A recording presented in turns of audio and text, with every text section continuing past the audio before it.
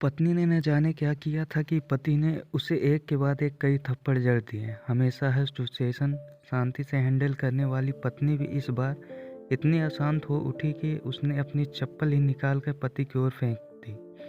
चप्पल पति के बालों को छूते हुए निकल गई। ये किस्सा यहीं पर खत्म हो सकता था, मगर पति ने इसे अपनी मर्दानगी का विषय बना लिया और बात बद से बदतर होती चली गई।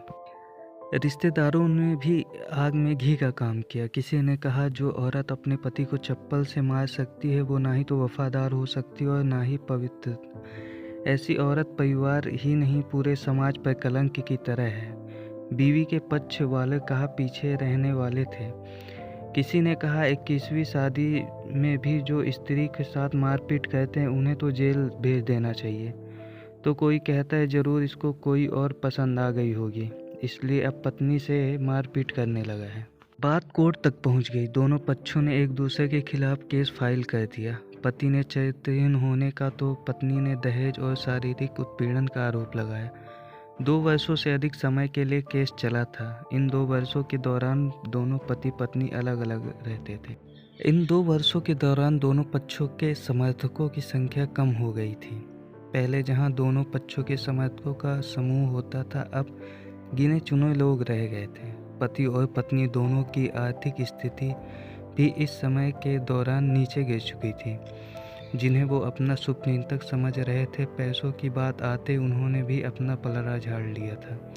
अगर कोई देने को राजी भी हुआ तो मोटे ब्याज की शर्त पर। आखिरकार वही हुआ जो सब चाहते थे, डिवोर्स।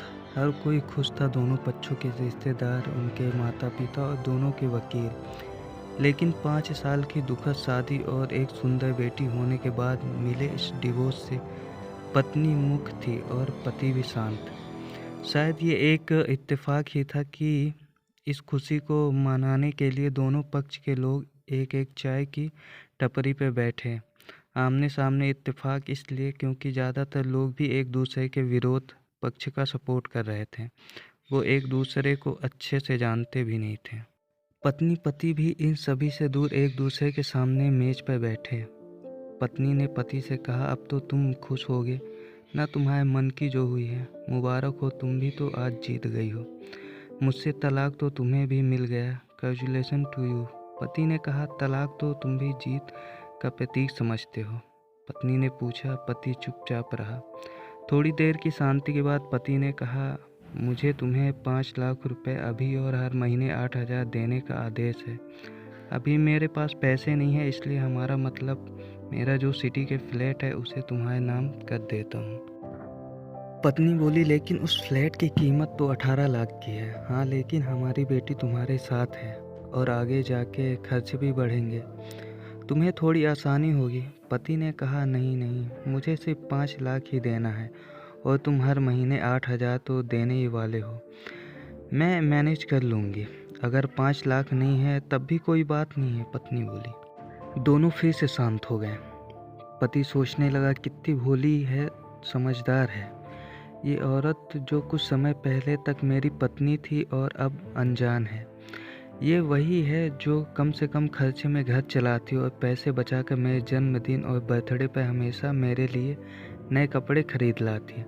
कभी बीमार भी हो जाती है तो पैसे बचाने मुझे मालूम होने नहीं देती और घरेलू नुस्खों से अपना इलाज कर लेती। मगर घर में कोई और बीमार होता है तो तुरंत डॉक्टर के पास लेकर जाती है। मेरी हिम्मत ही मारी गई थी कि मैं ही अपनी झूठी मर्दानगी के चक्कर में इतनी बड़ी गलती कर बैठा। पत्नी के दिमाग में भी उथल पुथल चल रही थी। अभी भी वैसा का वैसा ही है।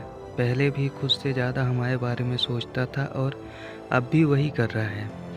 ये वही आदमी है जो मुझे एक्सीडेंट से बचाने के लिए खुद मोटरसाइकिल के आगे कूद पड़ा था और अपनी उंगली तुड़वा बैठा था।